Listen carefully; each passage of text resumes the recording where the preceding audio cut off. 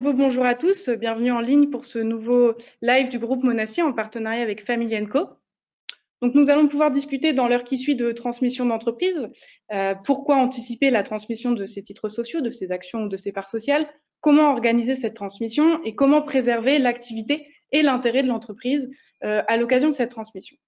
Alors, je me présente, je m'appelle Solène Roland, je suis consultante au sein du Centre d'études et de recherche du groupe Monacier et je vais avoir le plaisir d'interroger, pour vous présenter les enjeux de ce sujet, Maître Arlette Darmon, présidente du groupe Monacier, notaire associée à Paris. Bonjour. Madame le professeur Sophie Schiller, agrégée des facultés de droit, professeure à l'Université Paris-Dauphine et également membre du comité scientifique du groupe Monacier. Bonjour à tous. Nous avons ensuite Laurent Allard, co-gérant de Family Co, spécialisé dans le conseil et l'accompagnement aux entreprises et aux actionnaires familiaux. Merci Solène, bonjour à tous. Et enfin, Maître Michael Dadois, notaire à Orléans, dont l'étude est également membre du groupe Monacier. Alors, nous consacrerons un temps de questions-réponses à la fin de ce webinaire. Je vous invite donc à utiliser le module questions pour poser vos questions par écrit. Et je ne manquerai pas de les transmettre à nos intervenants à la fin de cet échange pour qu'ils vous délivrent des éléments de réponse. Alors, pour commencer les échanges, je me tourne vers vous, Monsieur Allard. Vous êtes donc co-gérant de Family Co, vous êtes diplômé d'HEC, spécialisé dans l'accompagnement des entreprises familiales et des actionnaires familiaux dans leurs projets liés à cette qualité d'actionnaire, et notamment, c'est ce qui nous intéressera ici, à leurs projets de transmission. Alors, est-ce que vous pouvez nous indiquer, d'après votre expérience et d'après les chiffres dont vous avez la disposition, comment les entreprises survivent d'une génération à l'autre au fil des transmissions? Oui, merci Solène. Je vais aller très vite sur deux ensembles de chiffres pour poser le sujet par ces constats. Premier chiffre, la manière dont les entreprises passent petit à petit le cap des générations. Gros titre ici, seuls 6% perdurent au-delà de la troisième génération. On n'a déjà que 30% des entreprises qui atteignent cette troisième génération et seuls 6% qui passent au-delà. Alors, en fonction des études, on va être sur 4%, 6%, etc. L'ordre de grandeur, c'est ce 5%, disons à peu près, de transmission au-delà de la troisième génération. Donc ça, c'est pour la vision macro concernant les entreprises familiales en général. Après, quand on regarde ce qui se passe sur les transmissions, la différence entre une transmission préparée, anticipée, qui est tout le sujet de notre propos aujourd'hui, et une transmission subie, on va constater cette différence dans plusieurs dimensions. En l'occurrence, là, on s'appuie sur une étude menée par le BCG sur un peu plus de 200 sociétés familiales cotées, ce qui a permis d'essayer d'identifier l'impact de cette transmission, comment elle avait pu jouer sur différents aspects, ou en tout cas le lien, tirer des liens entre la performance de l'entreprise, sa valorisation, etc., et la transmission préparée ou subie. Et donc vous voyez sur ce graphique, je ne vous en impose pas la lecture exhaustive, mais le côté orange, c'est le côté préparé, le côté gris, c'est le côté subi. Pour la croissance du chiffre d'affaires, à gauche, pour la capitalisation boursière au milieu et pour la performance de l'entreprise. Et donc, qu'on parle de développement de l'activité, de performance de l'activité, de valorisation de l'activité, on a un écart assez important entre des situations de transmission subies et des situations de transmission préparées. Merci, merci Monsieur Allard. Alors effectivement, cette situation s'explique peut-être par l'environnement juridique et fiscal qui préside aux transmissions des titres sociaux lorsque ces transmissions ne sont pas anticipées. Maître Darmon et Maître Dadois, peut-être pouvez-vous nous exposer ou pour nos auditeurs les plus initiés, nous faire un rappel des règles qui encadrent la transmission des titres sociaux au décès de l'entrepreneur si la transmission n'a pas été préparée. Alors peut-être vous d'abord, Maître Darmon, sur les aspects civils et ensuite vous, Maître Dadois, sur la fiscalité. Oui, alors une entreprise, en fait, dans une succession subie qui n'a pas été préparée, c'est un actif comme un autre. Et donc, on retrouvera dans la succession du chef d'entreprise les titres sociaux ou l'entreprise, au même titre qu'on retrouvera la résidence principale, la résidence secondaire ou les comptes bancaires. Seront donc héritiers de cette entreprise les héritiers légaux du chef d'entreprise, à commencer par le conjoint survivant s'il y a un conjoint survivant, les enfants, à défaut d'enfants, les frères et sœurs, neveux, cousins, enfin on va regarder, comme pour les autres, bien, quels sont les héritiers dans cette succession. La propriété donc, de ces titres va donc se retrouver complètement éclatée entre les différents héritiers qui vont se retrouver donc, dans une situation d'indivision. Et on sait très bien que l'indivision, ce n'est pas forcément une situation souhaitée. En tout cas, c'est une situation qui doit être provisoire et ne pas perdurer. Il va falloir que ces indivisaires se mettent d'accord entre eux pour pouvoir prendre part aux décisions collectives, décider de ce qui va se passer dans la société. Il va falloir voter aux assemblées et cette dispersion de la propriété va entraîner de facto une dispersion du pouvoir de décision. On sait en effet que l'accord entre indivisaires n'est pas toujours facile à obtenir, que ça pourrait être source de réelles tensions, qu'il y aura des accords qui peuvent être parfois très profonds. Et donc, rien que le fait de pouvoir se mettre d'accord entre eux pour désigner celui qui reprendra la présidence de la société si rien n'a été fait, on va effectivement avoir des risques de conflit. Et on va multiplier en fait les différents intérêts en jeu. Alors les intérêts familiaux, qui dit intérêts familiaux dit évidemment des intérêts affectifs, des intérêts actionnariaux liés à sa qualité d'associé, et puis il y a aussi bien sûr l'intérêt propre de l'entreprise de l'intérieur, qu'est-ce qu'il faut faire, et s'il n'y a pas eu de stratégie bien définie par le chef d'entreprise, c'est parfois difficile. Si je rajoute à ça le fait qu'on peut avoir un conjoint survivant qui, lui, va recueillir l'usufruit des titres, donc le droit de percevoir les dividendes, parfois même le droit de prendre part aux décisions collectives, puisque les statuts peuvent avoir donné le droit de vote à cet usufruitier. Cet usufruitier, il va avoir un rôle peut-être d'arbitre, alors qu'il est complètement étranger à la vie de l'entreprise, qui ne sait pas du tout comment ça se pilote, il n'a pas du tout envie. Et puis, il va avoir la pression de ses enfants. Et il va falloir qu'il tranche entre ses enfants, ce qui est pas facile du tout. Et on sait qu'une société, elle doit être dirigée et on ne peut pas se permettre de rester sans pilote. Et si on n'a pas de pilote successif qui était prévu, mais il va falloir très rapidement, c'est indispensable et il va falloir faire ça dans l'urgence, que les héritiers se mettent d'accord sur la stratégie de la personne qui dirigera cette société. Alors, à ces difficultés qui sont d'ordre civil ou économique, on va bien sûr rajouter aussi des difficultés fiscales qui peuvent être des difficultés assez dramatiques puisque les droits de succession en France sont très élevés. Entre héritiers en ligne directe, donc pour ses enfants par exemple, ça peut monter jusqu'à 45%. Entre étrangers, 60%. Donc, si on rajoute le coût fiscal exorbitant au problème d'accord qui doit être trouvé entre les indivisaires, ça devient vite très, très compliqué. Merci Maître Darmon. Maître Dadois, sur la fiscalité, alors Maître Darmon nous en a livré un aperçu. Est-ce que vous avez d'autres règles à nous exposer? Oui, alors la fiscalité, effectivement, un gros problème qui se pose tout de suite en cas de transmission non préparée, puisque la France est le 3e pays de l'OCDE pour les droits de succession, donc on est plutôt mal logé pour ça, avec des taux à 45% en ligne directe, Arlette vient de le rappeler. On peut malgré tout se raccrocher aux branches. La bonne nouvelle, c'est qu'à 20 ans, le législateur s'est aperçu que ces droits de succession bloquaient la transmission des entreprises françaises et donc Renaud Dutreil, alors ministre des PME, a porté un projet d'allègement des droits de succession pour les entreprises, projet qui qui est devenu loi et loi qui s'est améliorée dans le temps. Ça c'est assez rare pour le souligner, quelle que soit la couleur politique des gouvernements depuis 20 ans, ce texte a été amélioré pour en fait alléger la fiscalité des transmissions d'entreprises et contre un certain nombre d'engagements de conservation sur lesquels on reviendra un peu plus loin.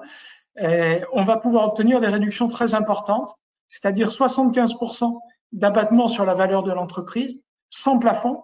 C'est assez rare dans notre droit fiscal pour le souligner. Il n'y a pas de plafond maximal. Donc, une entreprise d'1 milliard va être traitée pour 250 millions. Donc, une réduction de 75%, et puis d'autres réductions additionnelles qui peuvent s'appliquer, les abattements et les abattements pour usufruit habituels, mais aussi certaines possibilités d'étaler le paiement des droits. On peut étaler comme ça jusqu'à 15 ans. Donc, vraiment un allègement des droits de succession.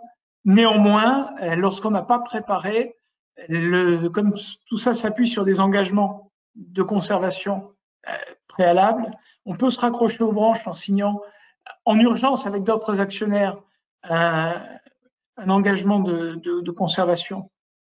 Après le décès, on va l'appeler post-mortem, mais 6 mois, c'est très court dans ces situations-là, ou se raccrocher à d'autres dispositifs, mais qui nécessitent que les enfants prennent la direction de l'entreprise. En tout cas, dans ces situations-là, si on avait pu avoir ce fameux pacte du trait et engagement de conservation préalablement, on aurait couvert tous les cas, alors que si on n'a rien préparé, on n'est vraiment pas sûr de rentrer dans ce régime de faveur. Et alors, c'est la catastrophe fiscale annoncée avec l'État qui est souvent le premier héritier autour de la table. D'accord, merci. Donc, on comprend bien que la transmission, lorsqu'elle n'a pas été anticipée et mal menée pour une transmission réussie, pour une opération réussie. Monsieur Allard, pour finir sur ce volet de la transmission non anticipée, quel est l'impact finalement de cette opération sur le groupe familial? Mais très schématiquement, dans la transmission, au fil des transmissions, on va avoir un nombre d'associés familiaux qui va grandir. On va se retrouver avec de plus en plus de monde autour de la table, surtout si on n'a pas préparé les choses. Et l'entreprise familiale, c'est le merveilleux lieu de la rencontre entre deux univers qui ne sont pas faits du tout pour fonctionner ensemble, et ce qui crée beaucoup de lignes de tension sur deux axes en particulier. D'abord, on a une grande diversité des profils autour de la table. On va avoir tous les âges, hommes-femmes évidemment, toutes les natures de profils professionnels, plus ou moins proches du monde de l'entreprise en général. On peut avoir des enseignants, des artistes, etc. On peut avoir des profils qui ont une culture économique très forte. On va avoir des associés familiaux très proches de notre entreprise familiale pour y jouer un rôle opérationnel, y jouer un rôle dans la gouvernance ou en tout cas être très en proximité. On va avoir des associés beaucoup plus éloignés, des situations patrimoniales, fiscales, etc. Tout ça est très différent. Et donc, in fine, des aspirations très, très différentes au sein d'un actionnariat familial. C'est le premier sujet. Le deuxième sujet, c'est qu'on a des enjeux de nature très diverses qui se croisent dans l'entreprise familiale et dans l'actionnariat familial. On va avoir des sujets purement relationnels. Donc, on est là dans la famille, on est dans le lieu des relations, de l'amour, etc. Et on va aller jusqu'à des sujets très opérationnels et entreprises. Où là, on va parler de performance, d'impact. Et entre les deux, on va avoir des dimensions patrimoniales et des dimensions actionnariales. Donc, comment on fait pour réfléchir à tous ces enjeux et les coordonner quelque part? Le risque qu'on prend, si on ne le fait pas, en tout cas, c'est qu'à un moment donné, un individu privilégie ses intérêts individuels contre les intérêts collectifs. Et donc, on va avoir tout ce jeu de l'articulation entre la place de l'individu dans le collectif et l'intérêt qu'il met au projet.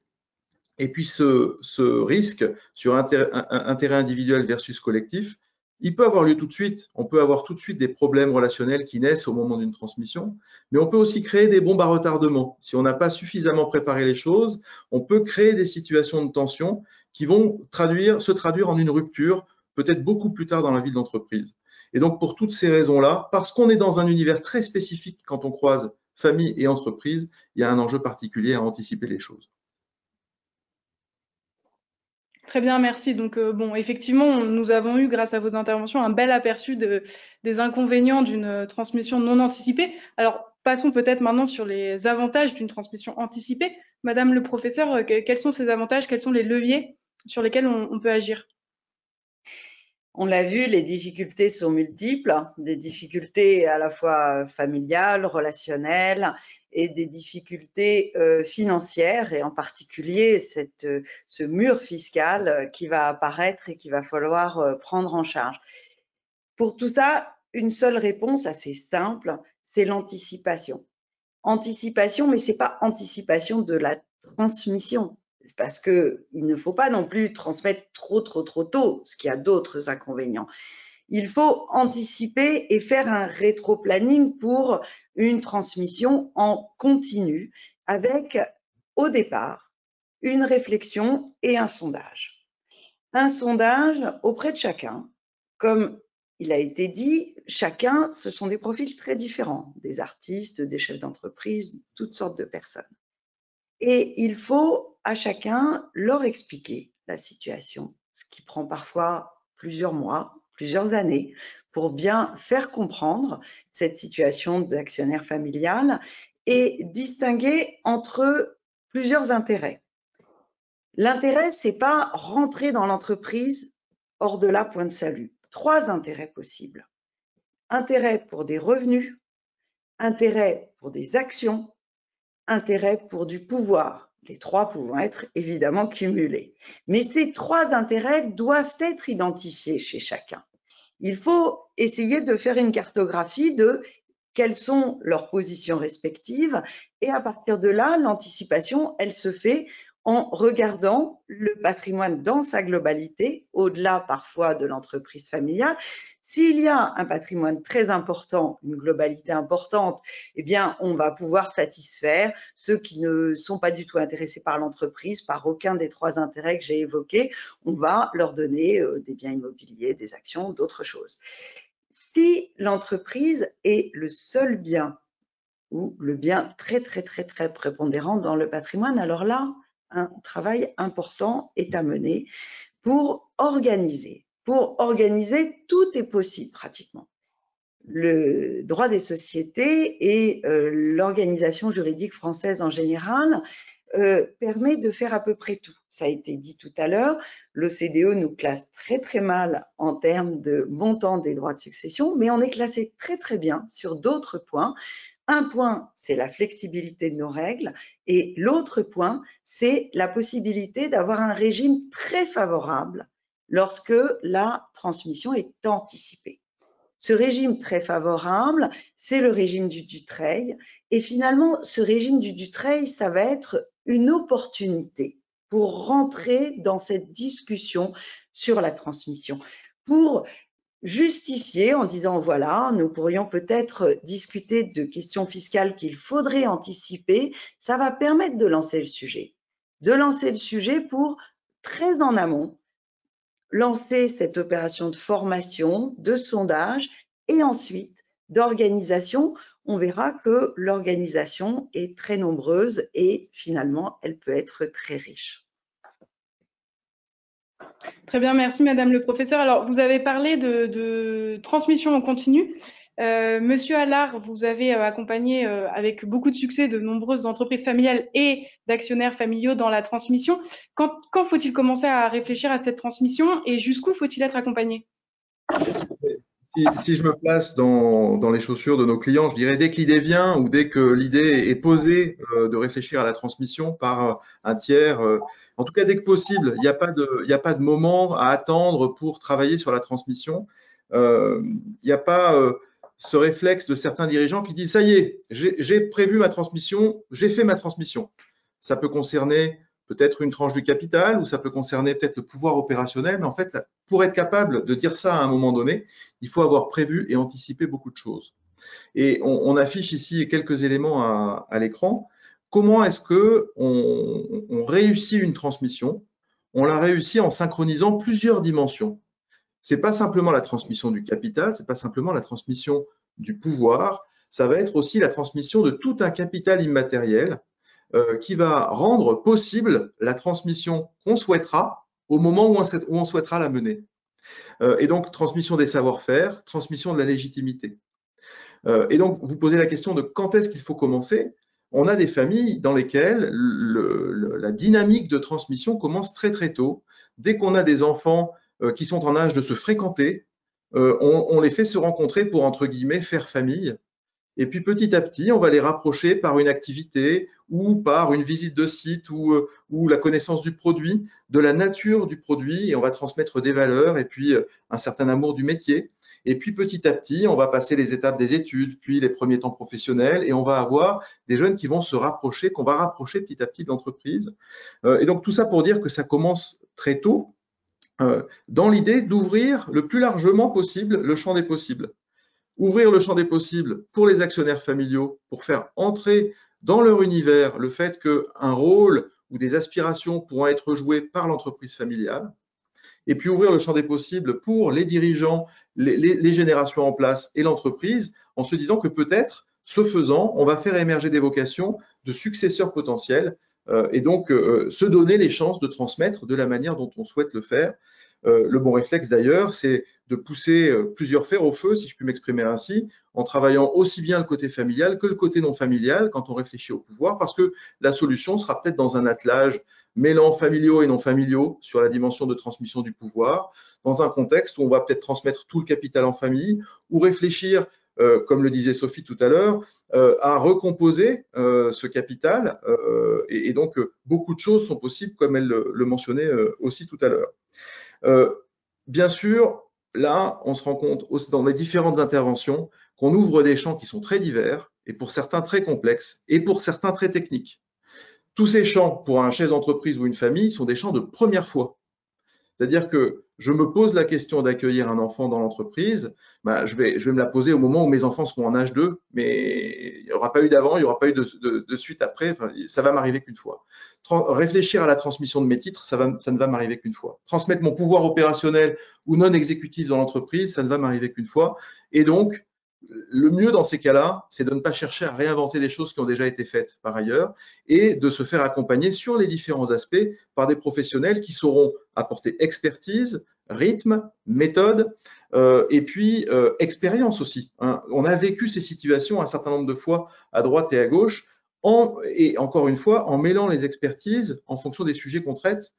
Et donc, c'est un peu le sens de notre prise de parole ensemble aujourd'hui, de montrer toute la complémentarité qu'il peut y avoir à aller chercher un conseil en organisation, en dynamique, en projet familial d'un côté, et puis une dimension beaucoup plus experte sur des dimensions juridiques de transmission du capital ou du pouvoir dans l'entreprise, tout ça se coordonnant très très bien. Encore une fois, faut-il encore avoir le réflexe de s'y lancer et de faire appel à la bonne expertise au bon moment. Tout ça, je le redis, dans un réflexe qui nous tient à cœur autour de la table aujourd'hui, qui est celui de la transmission en continu. La transmission, c'est pas un instant T. La transmission, c'est une dynamique, c'est un état d'esprit. C'est peut-être plus facile à faire pour des générations 3, génération 4, qui ont déjà, eux, vécu plusieurs transmissions ou dans la famille a vécu plusieurs transmissions, de se mettre dans ce logiciel de transmission. Mais en tout cas, c'est bien l'idée de se dire, à partir du moment où je crée mon activité, à partir du moment où je reçois un pouvoir, du capital, etc., forcément, à un moment donné, je vais être confronté à sa transmission. Autant le préparer le plus possible et donc raisonner transmission en continu. Très bien. Donc, alors, on voit bien que l'opération de transmission doit être envisagée bien en amont, que plus elle était envisagée tôt, mieux elle était accompagnée et plus grandes étaient les chances d'une opération sereine et réussie. Alors, Maître Dadois, concrètement, quand l'heure de la transmission est arrivée, comment la préparer, comment identifier les besoins, les caractéristiques spécifiques à mon entreprise? Alors oui, on va parler du projet actionnarial et de la manière dont il se développe, mais peut-être avant même de lancer le côté opérationnel, je crois qu'il ne faut pas hésiter à prendre un temps de réflexion, d'audit, qu'on mène volontiers quand on fait une vente de l'entreprise, où on multiplie aujourd'hui les audits, on prépare un beau cahier pour expliquer la situation de l'entreprise, ses forces, ses faiblesses. Je crois qu'il faut faire pareil dans l'entreprise familiale, prendre un temps pour regarder où on en est, ce qui veut dire notamment voir la direction, la force de la direction et de l'encadrement qui vient porter ça. Est-ce que l'entreprise est autoporteuse ou est-ce qu'elle dépend complètement de son dirigeant? Quelle perspective de marché, enfin faire un véritable audit. Mais en plus de cet audit, on devra également faire un tour de la situation familiale. Comment ça se passe en famille? Est-ce que mes enfants sont capables de s'entendre? Est-ce que j'ai une famille recomposée avec des liens particuliers à gérer entre mes deux familles, entre guillemets? Donc, tout ça doit être élargi. Et j'y ajouterai un dernier point important, qui est celui d'avoir une idée de la valeur assez tôt, parce que c'est un point qui peut être important. On a parlé de la fiscalité, mais pas que. Et qui peut laisser des traces dans la famille en disant finalement, au moment de la transmission, on avait sous-estimé, surestimé. C'est souvent un point qui revient des années après. Donc, de se pencher sur la valeur. Bien sûr, il y a beaucoup de méthodes pour évaluer des entreprises. Néanmoins, il faut essayer d'être le plus près du marché. Et on peut se référer déjà dans un premier temps à la méthode de l'administration fiscale. L'administration fiscale qui joue franc jeu en publiant son guide de l'évaluation et qui se trouve aujourd'hui être à peu près celui qui est utilisé par le marché avec des valeurs de rendement. Donc, je recommande que déjà on fasse cet exercice sur cette base-là qui donne une bonne idée et d'être au clair après avec ce qu'on va faire de cette évaluation. Est-ce qu'on est dans un creux, ça arrive en ce moment après le Covid, et on profite d'un creux pour transmettre, mais il faut que ce soit dit et accepté, ou est-ce qu'on est sur un point haut, en tout cas de travailler cette valorisation très en amont. Et voilà, on est prêt pour dérouler maintenant le projet actionnarial. Très bien, merci. Alors, Monsieur Allard, je reviens sur ce que vous nous avez expliqué tout à l'heure, et d'ailleurs on l'imagine bien, que si chaque actionnaire transmet ses actions à ses propres enfants, on constatera une multiplication du nombre d'actionnaires, et c'est un risque que se multiplient aussi les intérêts divergents. Alors, pouvez-vous nous expliquer comment garantir la cohésion familiale, la cohésion du groupe familial, ainsi que l'intérêt, bien sûr, de l'entreprise et la pérennité de l'activité? Je vais venir sur comment travailler ou animer la dynamique familiale, parce que la garantir, c'est parfois un tout petit peu compliqué, mais effectivement, on va venir sur ce sujet-là, et je vais prendre appui aussi bien sur les propos de Sophie tout à l'heure que sur ceux de Michael à l'instant. L'enjeu, ça va être que la famille explicite les choses le plus possible, pose le projet familial et le projet actionnarial auquel Michael faisait référence à l'instant. La famille doit poser son cadre de fonctionnement en tant qu'actionnaire, le sens qu'elle donne à son action, ses objectifs, les contraintes ou les limites qu'elle pose à son action, et puis les modes de fonctionnement qu'elle va retenir pour porter ce projet durablement. Comment est-ce qu'on fait ça ? Notre recommandation, c'est de le faire en collectif, dans une logique de co-construction, dans une dynamique de travail sur le projet familial qui va porter beaucoup de bénéfices par cette dynamique elle-même. La méthode va porter beaucoup de bénéfices pour la dynamique familiale. Bien sûr, elle va produire quelque chose. On va y venir tout à l'heure. Hein. Bien souvent, ces projets sont rassemblés ou formalisés dans le cadre d'une charte familiale ou charte d'actionnaires. Mais voilà, on a une démarche de co-construction qui permet de déclencher des choses, qui permettent au collectif de se matérialiser et d'avancer ensemble. On travaille sur plusieurs questions qui vont résonner parce que c'est assez clair et simple. On travaille sur le pourquoi d'abord. Pourquoi est-ce que des associés qu'on pourrait qualifier de hasard, qui ne sont là que parce qu'ils ont reçu leur titre, souhaitent rester ensemble durablement actionnaires? Au nom de quoi? Pour porter quelle valeur? Quel est le sens qu'ils donnent ensemble à leur action? De là, on va descendre sur le quoi. Quels objectifs est-ce qu'on poursuit tous ensemble? Les objectifs de nature éthique, comportement de l'actionnaire, d'impact, quelle trace est-ce qu'on souhaite laisser tous ensemble dans notre environnement direct, dans notre société, des objectifs de nature financière, revenus, développement du patrimoine, et des objectifs qu'on oublie parfois et qui sont clés pourtant, notamment pour certains actionnaires, qui sont les objectifs de cohésion. Dans bien des cas, on a des associés familiaux qui veulent rester à bord de l'aventure parce que c'est le ciment familial, parce que c'est la manière d'animer la famille et de se retrouver. Et donc, pour certains familiaux, on va être plus ou moins financier, plus ou moins impact, plus ou moins cohésion. Et en tout cas, le fait d'avoir couvert tous ces champs et d'avoir réfléchi à tous ces champs permet de fédérer assez largement. Quand on a les objectifs, on réfléchit aux activités pour les atteindre, j'y reviendrai tout à l'heure. Et puis, on se pose la question des modalités de fonctionnement de l'actionnariat pour porter ce projet familial durablement.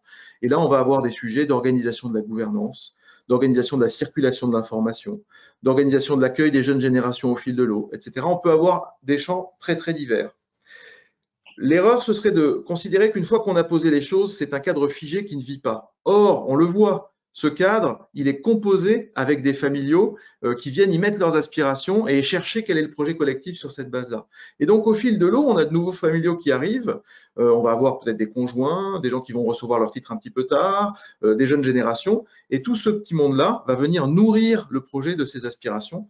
Et donc, l'idée, c'est de se mettre à l'écoute de ces gens-là. Nous, on préconise dans bien des cas de revoir la charte familiale, de s'obliger à la relire quelque part tous les 5 ans pour se poser la question de son actualisation et de faire évoluer le projet.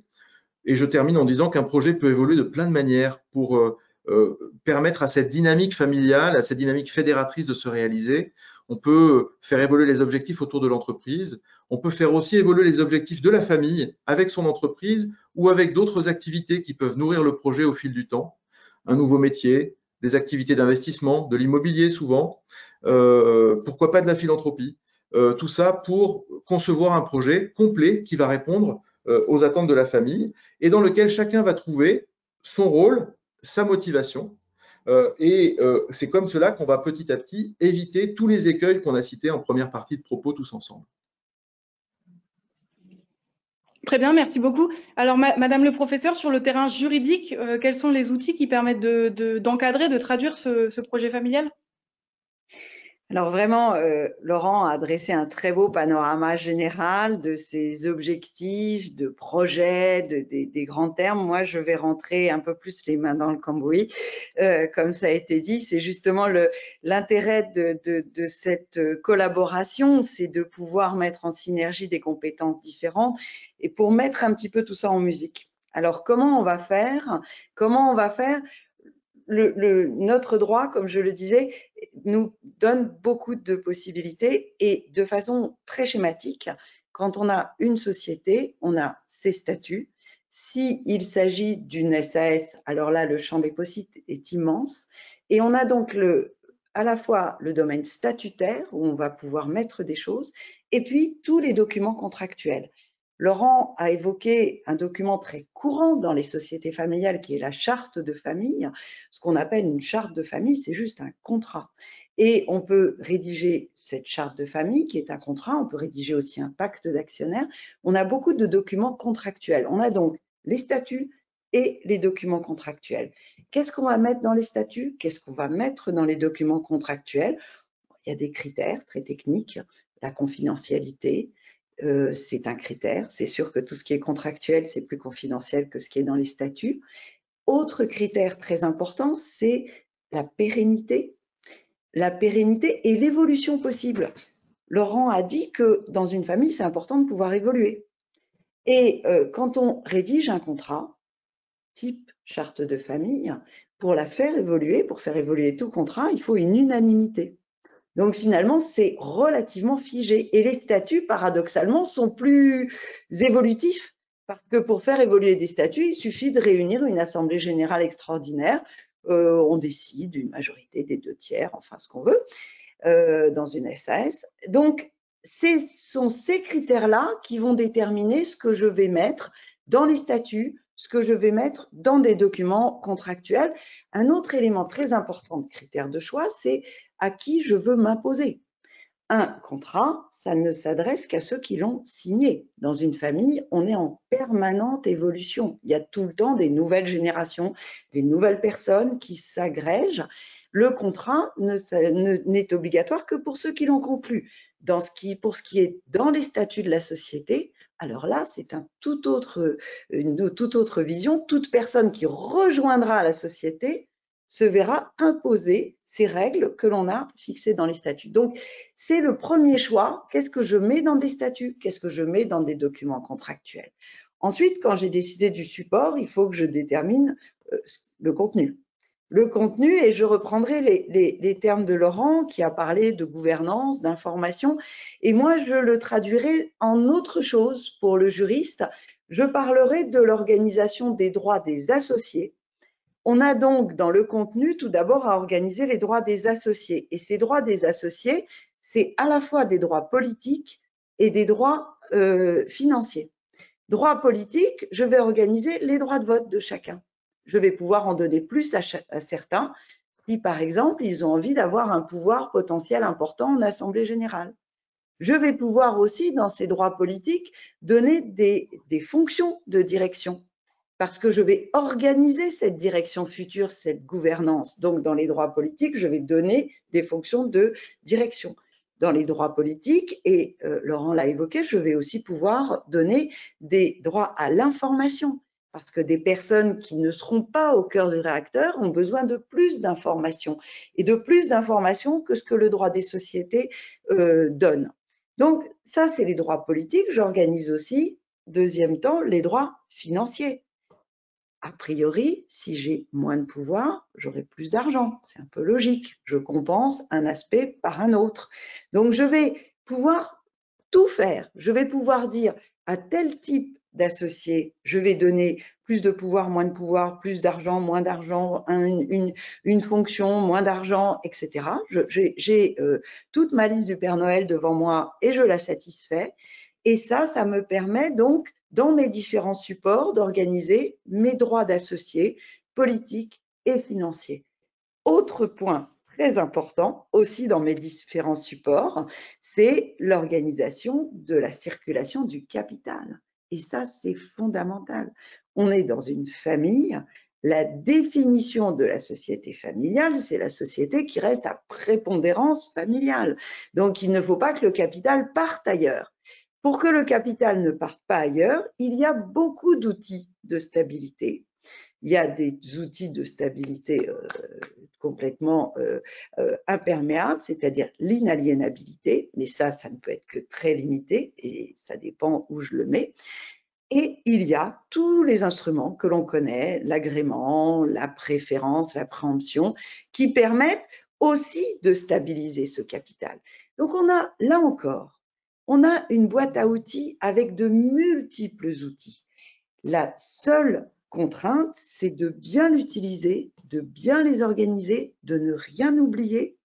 Et dans le panorama global, et je terminerai là-dessus, il y a quand même un point qu'il faut aussi introduire au-delà des droits des associés, de la circulation du capital, un point très important parce que c'est la première cause de mortalité des sociétés familiales, c'est l'organisation potentielle des conflits. Parce que ces conflits qui vont de conflits entre familiaux vont devenir des conflits entre associés et autant notre droit des sociétés a beaucoup de richesses, mais sur la gestion du conflit, il est très mauvais. Donc, il faut contractuellement le prévoir et il faut le prévoir là aussi dans tous les supports. Donc, on peut traduire très, très bien tout ça. Mais vous voyez que c'est un grand chantier sur lequel, évidemment, l'accompagnement est important. Oui, alors merci pour cet aperçu très riche des outils juridiques. Alors, on va revenir un temps sur la fiscalité. On a évoqué tout à l'heure le coût particulièrement dissuasif d'une transmission non anticipée. Nous avons aussi évoqué l'existence d'outils qui permettent d'optimiser ce coût fiscal.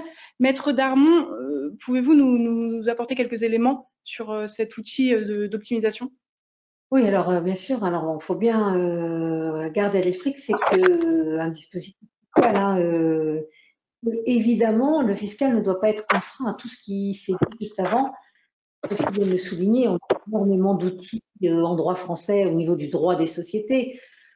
On va peut-être en reparler, on en a beaucoup aussi au niveau du droit civil. On a des moyens de le faire. Laurent expliquait qu'il fallait aussi bien voir les intentions et que tout ça soit réfléchi. Et une fois que tout ça est mis en place, effectivement, le frein de la fiscalité peut nous pousser à se dire on stoppe tout parce que payer 45% de droits, c'est juste impossible. Alors, j'ai juste envie en préalable peut-être de vous dire, sans parler dans de gros chiffres, mais en parlant d'une entreprise ou d'une société qui vaudrait 2 millions d'euros, un décès d'un chef d'entreprise laissant 2 enfants, les droits s'élèveraient à environ 425 000 euros. Si j'utilise le fameux pacte Dutreil dont Michael, Sophie ont déjà parlé avant, je passe de 425 à 56 000 euros. La différence est énorme et si on part sur des entreprises qui valent 1 milliard ou 500 millions, comme disait Michael, alors là, on arrive sur des chiffres effectivement et des différences colossales. Donc effectivement, le pacte Dutreil a été mis en place pour assurer la pérennité de nos entreprises parce qu'on s'est rendu compte quand même qu'en cas de décès, en cas de succession non anticipée, eh bien, la situation était assez dramatique pour les héritiers, mais également pour nos entreprises, pour le maintien des salariés, le maintien des investissements, puisque beaucoup d'héritiers ne pouvaient pas faire face aux droits de succession. Et donc, effectivement, le législateur a bien compris qu'il fallait mettre en place quelque chose. Donc, on a mis en place le dispositif Dutreil. Alors, ce dispositif peut paraître assez simple comme ça, puisque on vous indique que lorsqu'on transmet une entreprise ou une société, une part de société, eh bien, les héritiers vont pouvoir bénéficier d'un abattement sur la base taxable. Donc, on a 75% de base taxable, de valeur de la société qui ne seront pas taxées aux droits de succession ou aux droits de donation. On ne taxera que 25% de la valeur. Alors ça paraît simple comme ça, mais c'est pas si simple que ça, parce qu'évidemment, le législateur, en faisant ce petit cadeau, ce qu'il considère comme étant un cadeau, même s'il a bien conscience que c'est aussi pour assurer la pérennité de nos entreprises, eh bien, il a mis des contreparties. La première, évidemment, il faut que ça concerne une entreprise commerciale, industrielle, artisanale là-dessus. Donc, c'est pas fait pour exonérer un patrimoine privé ou des biens immobiliers. Et ensuite, une fois que l'entreprise remplit un certain nombre de critères, eh bien, il faut que les actionnaires remplissent un certain nombre d'engagements. Ce sont des engagements de conservation et des engagements qui sont liés à la direction. Le premier engagement de conservation, c'est que les associés doivent collectivement s'engager à conserver pendant une durée au minimum de 2 ans au moins 34% des droits de vote quand il s'agit d'une société non cotée, 20% pour les sociétés cotées. Donc, ils doivent porter un certain nombre de titres qui représentent au moins 34% et s'engager à les conserver, ne pas les vendre, ne pas les céder, ne pas les aliéner pendant une durée de 2 ans. Et puis, ensuite, au moment de la transmission, au moins 2 ans. Et puis, au moment de la transmission, il faut que cette transmission intervienne alors qu'on est engagé dans un engagement collectif. Donc, ça peut être tout de suite après ce pacte Dutreil, qui est un pacte écrit, mais ça peut aussi intervenir 2 ans, 3 ans, 4 ans après, si l'engagement est toujours en cours. Les héritiers doivent à leur tour s'engager à conserver les titres individuellement pendant une durée au minimum de 4 ans, et le délai commence à courir à la fin de l'engagement collectif. Donc, on est sur une durée de 2 plus 4, donc une durée de 6 ans, les 6 ans pendant lesquels on ne doit pas céder ces titres. Il y a quelques opérations autorisées, mais elles sont assez réduites. Et puis, la condition liée à la direction, c'est que effectivement, la fonction de direction doit être exercée soit par le chef d'entreprise qui transmet, ou par un signataire du pacte, donc lui et d'autres associés, peut-être les enfants s'ils sont eux-mêmes associés, ou bien par un des héritiers ou un des bénéficiaires de la transmission, et ce pendant toute la durée de l'engagement collectif, plus 3 ans après la transmission. Alors, on voit bien l'intérêt d'avoir à rédiger ce pacte. Plus vite on le fait, et mieux c'est, parce qu'on fait courir le délai de 2 ans déjà depuis la conclusion de ce pacte. Il faut savoir que parfois, on peut se passer d'un pacte quand on est sur un pacte qui est dit réputé acquis, quand on remplit un certain nombre de conditions. On n'est pas obligé de rédiger un pacte. On peut aussi y avoir des pactes qui jouent en cas de décès, même si on n'a pas fait ce pacte. Ce pacte Dutreil doit être pris dans des conditions complètement différentes selon la structuration du groupe d'entreprise. Si on est sur une holding, selon que la holding soit animatrice ou dite holding pure, c'est-à-dire sans caractère du rôle animateur, eh bien le pacte devrait être pris par la holding sur la société d'exploitation. Donc, en fait, c'est quand même un outil qui est extrêmement technique et sur lequel il faut se poser un petit peu, y réfléchir et pas le faire à la légère. Mais j'allais dire, dans la transmission, rien ne doit être fait à la légère. Donc, ça part du raisonnement de base, des discussions internes, et Laurent l'a bien souligné, de l'intérêt. Sophie a bien souligné l'intérêt de travailler la structuration du groupe, les statuts. D'ailleurs, dans le pacte, il y a aussi des obligations qui sont liées au droit de vote de l'usufruitier notamment. Donc, tout ça doit être réfléchi de façon globale pour pouvoir effectivement rentrer dans cette éligibilité au pacte du trail, parce que la sanction est quand même assez sévère. Hein. Si on ne respecte pas ces engagements, si on ne rentre pas dans les clous, c'est une remise en cause de cette exonération des 3/4. Mais c'est quand même un très bel outil que certains critiquent de temps en temps en se disant mais non, on fait des cadeaux aux riches. Non, pas du tout. On assure la pérennité de nos entreprises. Pas tout à fait pareil. Donc oui, cet outil, il faut s'en servir. Et il faut s'en servir en le conjuguant bien sûr avec des outils civils. Et on a une multitude d'outils en France, comme Sophie le disait, de la donation à la donation-partage, la donation-partage transgénérationnelle qui permet de passer plusieurs générations. Donc ça, combiné à nos outils juridiques, on a tout pour réussir une belle transmission. Très bien, merci Maître Darmon. Alors, pour finir de balayer les enjeux de cette notion de transmission anticipée, de transmission en continu, je vais vous poser une dernière question compte tenu de l'heure. D'ailleurs, je rappelle aux personnes qui nous écoutent qu'elles peuvent poser leurs questions via le module de questions sur le webinaire, et je transmettrai ensuite vos questions aux intervenants. Alors, une dernière question avant de passer aux questions du public. Pour vous, Maître Dadois, comment faire si l'entreprise constitue l'essentiel de mon patrimoine, que je n'ai qu'un seul enfant repreneur, mais que je veux malgré tout assurer une égalité entre tous mes descendants? Oui, c'est un cas fréquent, hein, puisque souvent on a tout investi dans l'entreprise et l'entreprise constitue le principal actif. Et là, on aime bien la donation-partage parce qu'elle va figer les valeurs définitivement et on ne sera pas soumis aux aléas de changement de valeur. Mais pour une donation-partage, il faut faire un lot par enfant.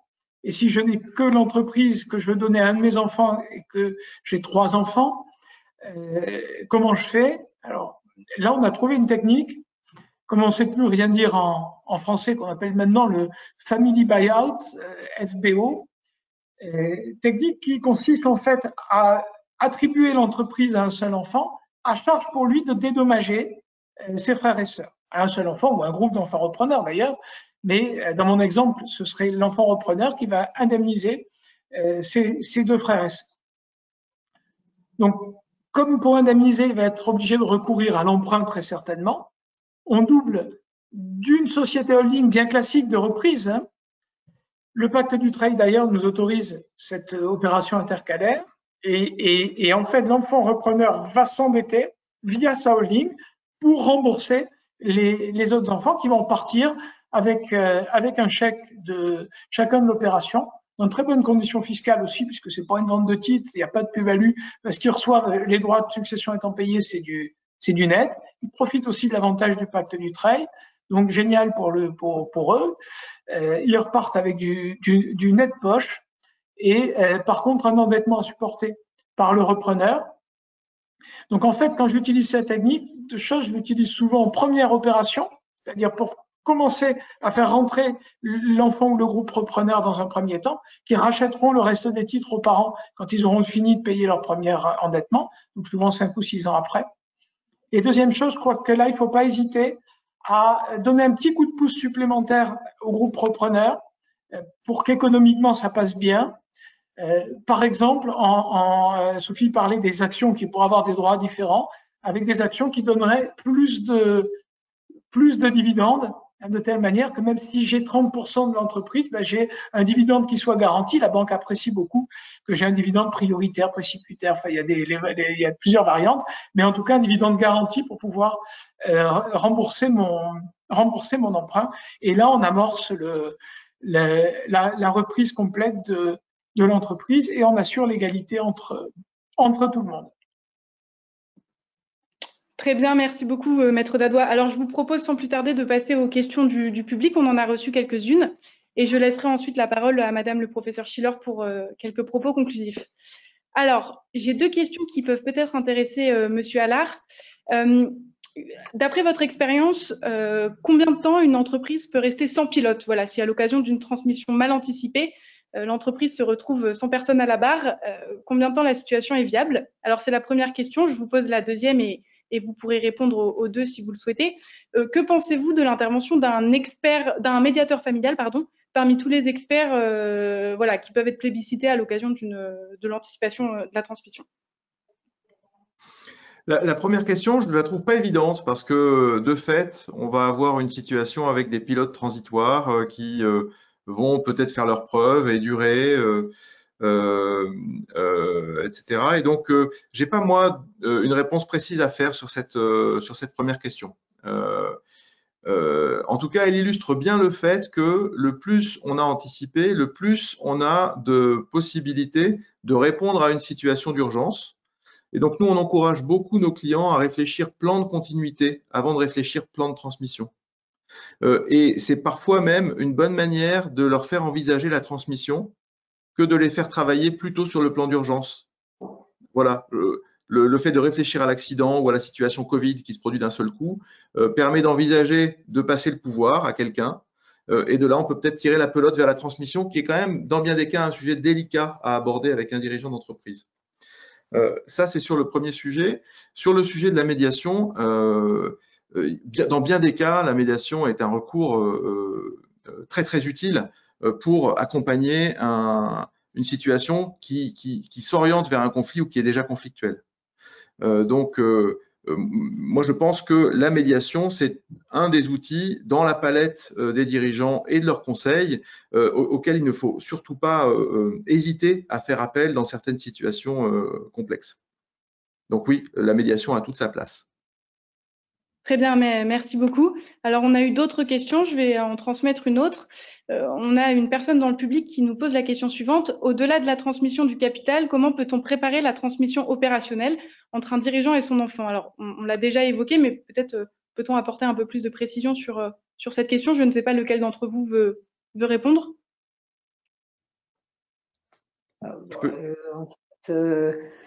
Je crois que Michael évoqué, je l'ai dit aussi, on a beaucoup d'outils juridiques, donation, partage. Donc, évidemment qu'on va mettre à profit nos outils juridiques, essayer de les lier avec le bénéfice du pacte Dutreil.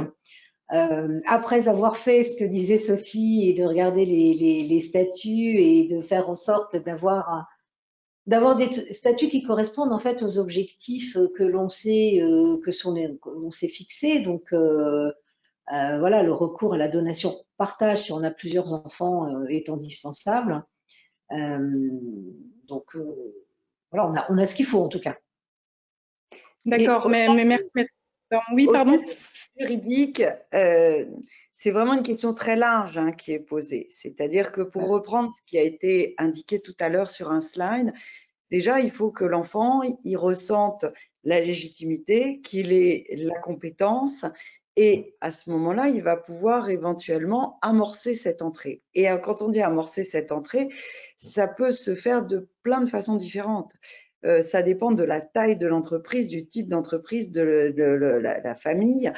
Ça peut passer par une première étape qui sera une étape de contrat de travail pendant un certain temps, ce qui n'est pas toujours non plus très facile à organiser parce que dans une entreprise un peu importante, vous vous retrouvez avec quelqu'un de la famille qui a une fonction qui est dite de subordination par rapport à d'autres qui ressentent quand même un certain malaise.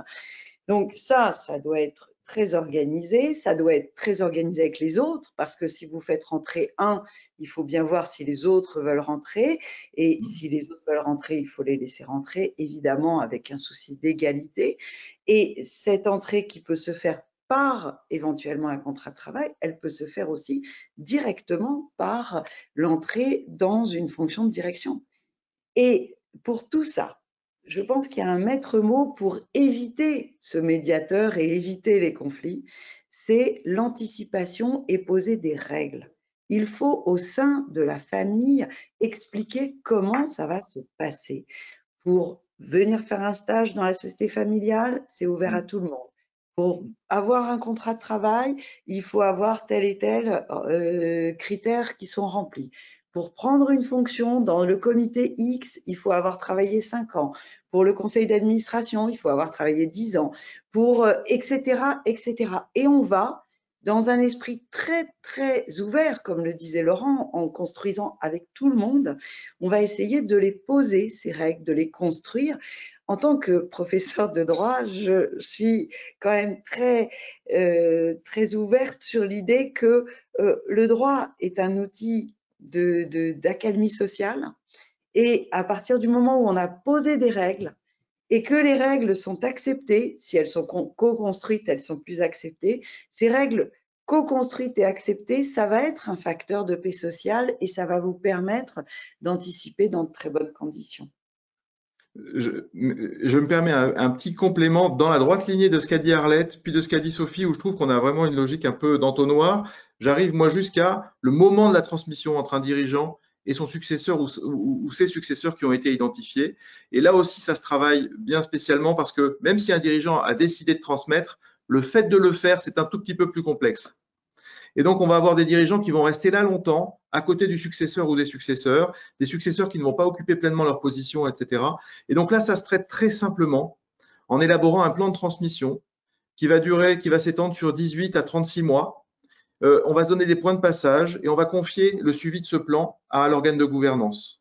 Et on va comme ça vérifier le fait que chacun, petit à petit, bascule dans sa nouvelle case, entre guillemets.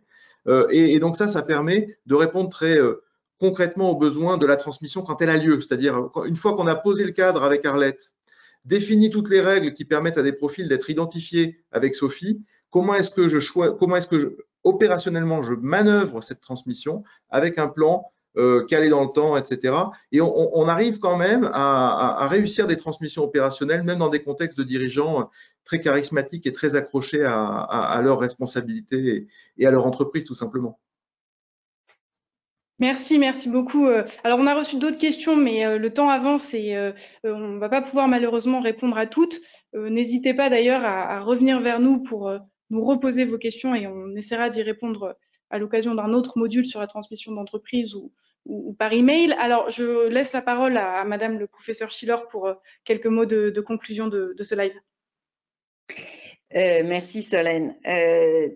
La conclusion, c'est que on a parlé depuis le début de l'exigence d'anticipation, mais attention, deux écueils de cette anticipation. Un écueil pour ceux à qui on va transmettre et un écueil pour celui ou celle qui va transmettre.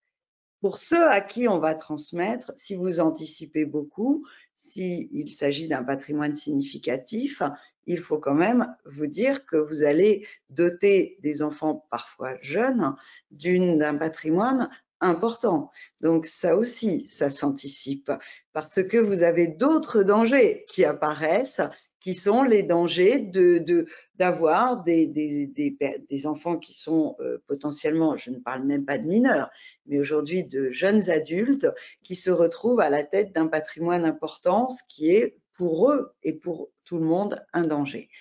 Et l'autre écueil qui est très présent pour tous ceux qui travaillent sur ces sujets, c'est la difficulté de transmettre, et Laurent l'a un petit peu évoqué, pour celui qui transmet. Parce qu'il y a quasiment systématiquement une volonté, en tout cas une volonté d'économiser de l'impôt. Une volonté de transmettre, je ne sais pas. Mais en tout cas, une volonté d'économiser de l'impôt. Cette économie d'impôt passe, comme on l'a dit à plusieurs reprises, par une transmission. Mais cette transmission, elle n'est pas toujours très, très mûre dans la tête de celui ou celle qui va transmettre. Et même si elle est très mûre, comme le disait Laurent à l'instant, au moment de franchir le pas, il va y avoir une grande difficulté qui est très humaine. Hein. Il n'y a pas à stigmatiser telle ou telle personne. Et c'est pour ça qu'il y a des éléments qui doivent être mis en place pour l'accompagnement, là aussi. Hein. Laurent parlait du rôle de cet organe de gouvernance qui va regarder que la transmission se fasse. Mais le législateur est tellement conscient de cette difficulté que dans le régime du pacte Dutreil, il y a des contraintes très précises pour que celui qui veut bénéficier de cette économie d'impôt transmette vraiment. Et ce qui se fait souvent, c'est le démembrement avec le fondateur qui conserve l'usufruit et qui transmet la nue propriété à ses descendants. Et pour bénéficier du pacte Dutreil, on dit attention, attention, si vous faites ça, il faut que ce nu propriétaire qui est le fondateur, qui a bien envie de rester encore assez présent, eh bien, il faut qu'il transmette pratiquement tous les droits de vote. Donc, il faut qu'il y ait une vraie transmission. Et cette vraie transmission est tellement contre nature que le législateur a bien pensé à ce qu'elle soit poussée. Donc, de nombreuses difficultés, mais qui reposent sur une anticipation bien organisée, comme je crois ça a été évoqué à de nombreuses reprises par les différents intervenants. Merci beaucoup. Merci. Nous pouvons donc clore ce live. Merci à tous. Et puis à bientôt pour une nouvelle intervention de chacun. Merci, au revoir. Merci beaucoup. Merci. Merci.